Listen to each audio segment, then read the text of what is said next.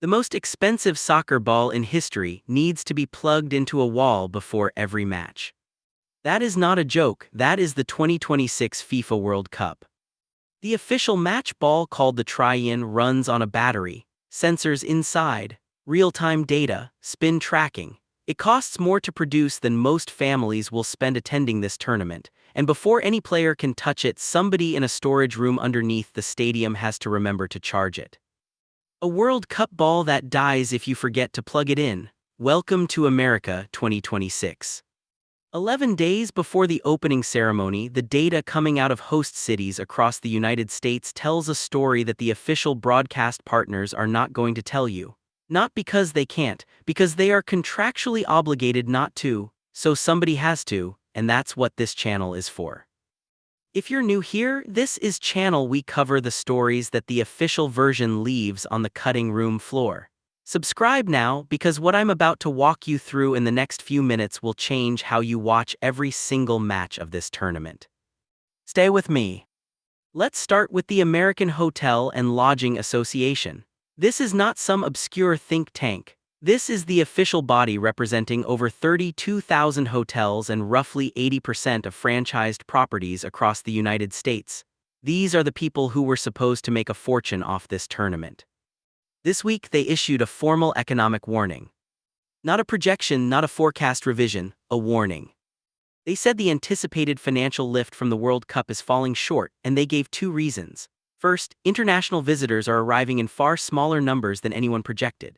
Second, FIFA quietly canceled up to 70% of the hotel rooms it had reserved in Boston, Dallas, Los Angeles, Philadelphia, and Seattle. 70% gone, no replacement demand, no adequate explanation.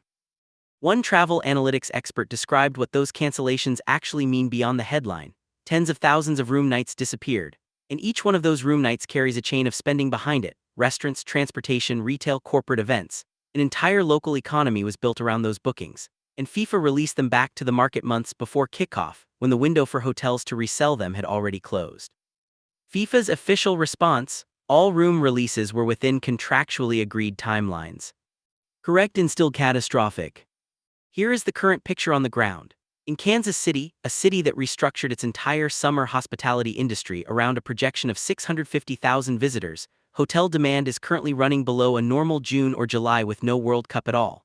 In Dallas, rooms that were listed at nearly $400 a night in December are now going for $250. Across Boston, Philadelphia, San Francisco, and Seattle, 7 out of 10 hotels are reporting booking pace below what they expected. Bear Equity Research, one of the investment firms that projected the World Cup would drive a 75 to 100 basis point lift in hotel revenue, revised that figure this week to 25 to 50. Their analyst's explanation was 3 words: hesitancy from foreign travelers. Now let's talk about the airfare data, because there is one number inside it that should stop you cold. According to aviation analytics firm Cirium, European bookings for July 2026 travel to the United States are down 14% compared to the same period last year. Frankfurt, Barcelona, Amsterdam, Paris, Munich, Athens, every major European city with a serious football culture is booking fewer transatlantic flights. That on its own might be explainable: long trip, expensive, life happens. But here is the number that makes it not explainable.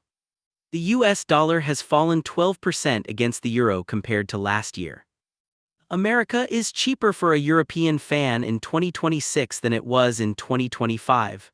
The exchange rate is actively working in their favor. Travel is on sale, and 14% fewer of them are booking. When something is cheaper and people are buying less of it, you are no longer dealing with a pricing problem. You are dealing with a perception problem, a trust problem, a feeling problem. And feelings don't respond to press releases. Cirium's official spokesperson said it was difficult to ascertain with specificity, that it could be any combination of factors. That careful diplomatic language is how data companies describe something they can see clearly but prefer not to name directly. The continent that invented this sport, the fans most likely to travel for a World Cup, are choosing to stay home, and the discount isn't changing that. On the domestic side, it's no easier. U.S. airfares within the country are up over 20% year over year, according to the Bureau of Labor Statistics. A flight that cost you $100 last summer costs $120 now. Stack that on top of World Cup ticket prices that rose an average of 34% between October and April. Then add the cost of getting to MetLife Stadium in New Jersey, the venue hosting the final, which runs $105 for a 15-minute train ride. The arithmetic of attending this World Cup for a regular American fan in their own country has quietly become brutal. The kind of brutal that doesn't make headlines, it just shows up in the empty seats that cameras avoid. There is a category of fan that isn't just discouraged or priced out. There is a category that is formally locked out. 4 nations with qualified World Cup squads have fan bases subject to travel restrictions that make entering the United States impossible, or so procedurally complicated that it functions as impossible.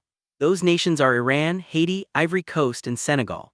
Between them, they represent hundreds of thousands of football supporters who will not be able to watch their national team play in person. A Senegalese supporter named Gabriel Gay spoke to the Associated Press about what this means. He said, "If the United States is afraid of football fans, it has no right to host the World Cup." That's not a politician talking, that's not a FIFA official. That's an ordinary fan who loves this sport and cannot attend the tournament in which his country is competing. That sentence cuts through everything, every infrastructure report, every hotel forecast, every airline statistic, and gets to the actual human cost. The exclusion goes further than those 4 nations. In January 2026, visa processing was suspended for 75 countries. That created backlogs and delays that made trip planning effectively incompatible with the schedules of a football tournament. And beyond that, there is a general atmosphere around U.S. border crossings, documented in supporter communities, shared through personal accounts, that has made many fans calculate whether the experience of arriving in the United States is worth what they might encounter. The president of Arlington's Convention and Visitors Bureau, Arlington, the city hosting more World Cup matches than any other venue, said it plainly. Anti-American sentiment, she said, is a major factor in slower hotel demand. The city hosting the most matches in this entire World Cup is experiencing reduced bookings because international visitors don't feel welcome. That sentence deserves to be repeated, and it deserves to be in every preview of this tournament. It largely isn't. On May 27th, 4 days before this script was written, the Attorneys General of New York and New Jersey issued formal subpoenas to FIFA. Not letters, not requests, subpoenas. They're demanding internal documents. They want to know what happened with ticketing at MetLife Stadium. They want to know whether fans were deliberately misled about seat locations. They want to know whether the dynamic pricing model, which drove that 34% average price increase, violated consumer protection law. They want to know whether FIFA created artificial scarcity in its ticket holdbacks without disclosing that to the buyers it affected. New Jersey's Attorney General described what fans experienced as a gauntlet of confusion, fake scarcity, and impossibly high prices. New York said fans should be able to trust that the tickets they purchased are the tickets they would receive. One fan, Brett Przynski, sat in an online queue for hours, paid over $500 for 2 seats, confirmed the location on the seat map, received a confirmation email, and found himself placed in a completely different section. CNN covered his story. It is one of hundreds of nearly identical complaints. FIFA has not issued a substantive response to the subpoenas. The investigation is ongoing. It will run during the tournament and continue after it ends. Here is the thing. The players had nothing to do with any of this.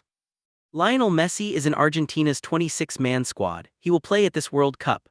Neymar has a grade 2 calf strain and his opening match against Morocco is June 13th. It's tight, but his team doctor says it's possible.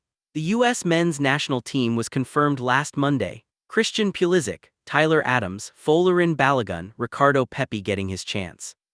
Tonight in Charlotte, the U.S. faces Senegal in their final tune-up before June 6th, when they open against Germany in Chicago. The football is real, the players are ready, the matches are scheduled. The Trin-In presumably is charging somewhere in a storage room under one of 16 stadiums across 3 countries. And when it rolls onto the pitch on June 11th in Mexico City, none of the hotel occupancy data or flight booking statistics or legal filings will change what happens between 2 teams who have spent 4 years preparing for one moment.